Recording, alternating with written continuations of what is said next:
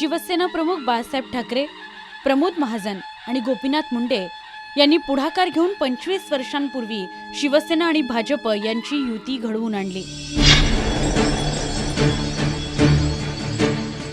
युतीच्या जन्मानंतर महाराष्ट्रात शिवसेनेच्या मदतीने भाजपनेही आपलं स्थान बळकट केलं। युती होण्यापूर्वी महाराष्ट्रात भाजपला स्थान नव्हतं।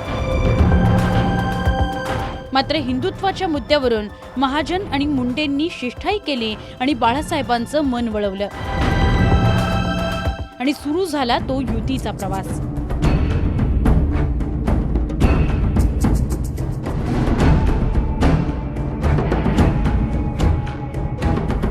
काही अडचणी आल्या, रुसवे फुगवेही झाले, पण मार्ग काढण्यात आला आणि शिवसेना भाजपची युती थोडी तोडकी नव्हे तर तब्बल पाव शतक टिकली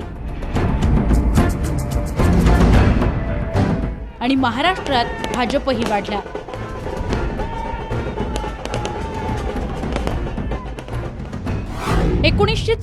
मध्ये पहिल्यांदा शिवसेना भाजपची लोकसभा निवडणुकीसाठी युती झाली। या निवडणुकीत देशात भाजपचे केवळ 2 खासदार निवडून आले, त्यामुळे भाजपने युती तोडण्याचा निर्णय घेतला। त्यानंतर झालेल्या 1985च्या मुंबई महापालिकेच्या निवडणुकीत भाजप आणि शिवसेना स्वतंत्र लढली आणि शिवसेनेनं स्वबळावर महापालिकेवर भगवा फडकवला।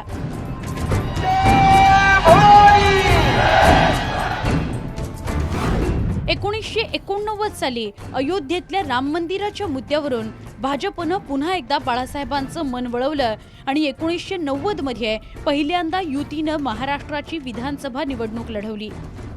त्यामध्ये शिवसेनेनं 183 जागांवर तर भाजपनं 104 जागांवर उमेदवार उभे केले आणि शिवसेनेचे 52 तर भाजपचे 42 आमदार विधानसभेत गेले। या निवडणुकीनंतर राज्यात युतीचं सरकार आलं नाही, तरीही मिळालेल्या यशानं युती अभेद्य झाली।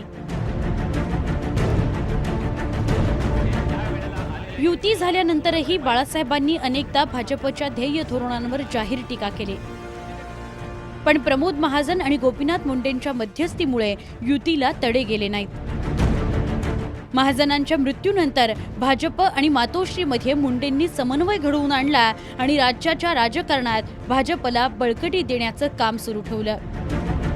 मात्र मुंडेंच्या अपघाती निधनामुळे युतीला जोडणारा मोठा दुवा राहिलेला नाही। त्यामुळे या दोन्ही पक्षांमध्ये संवाद घडवून जागा वाटपाचा वाद मिटवण्यासाठी एखादा नेता पुढे येईल का, असा प्रश्न आहे। ब्युरो रिपोर्ट, जय महाराष्ट्र।